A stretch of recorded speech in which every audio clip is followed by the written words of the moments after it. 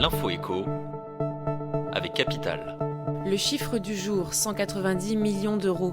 Ce sont les économies qui devront être réalisées par l'audiovisuel public d'ici à 2022. Le gouvernement a officialisé ses coupes hier.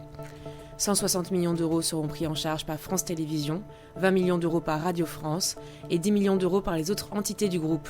Parmi les victimes, France O, la chaîne de l'outre-mer, qui disparaîtra des écrans TNT d'ici à 2020, en même temps que France 4. Le coup de gueule du jour est poussé par le rapporteur du budget à l'Assemblée.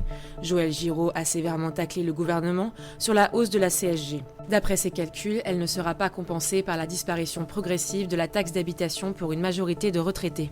D'après le député, sur les 7 millions de retraités qui paient la CSG à taux plein, seulement 600 000 s'y retrouveront en 2018. La perte de pouvoir d'achat moyenne est estimée à 380 €.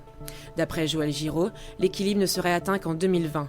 La taxe d'habitation serait alors supprimée pour 80% des Français. À ce moment-là, la hausse de la CSG fera encore 3,2 millions de perdants parmi les retraités.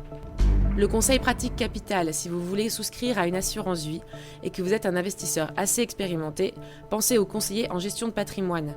Ces courtiers peuvent vous offrir des services sur mesure et ont une bonne connaissance des fonds d'investissement.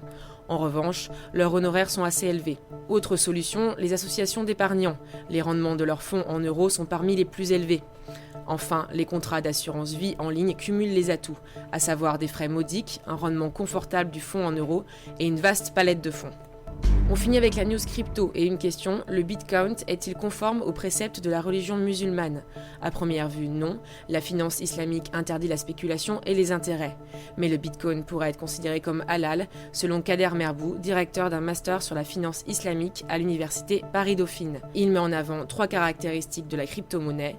D'abord, la blockchain permet une transparence dans les échanges. Ensuite, le Bitcoin permet l'inclusion des personnes en marge du système financier. Et enfin, il repose sur une économie réelle. Pour plus d'informations, rendez-vous sur capital.fr. C'était l'info écho avec Capital.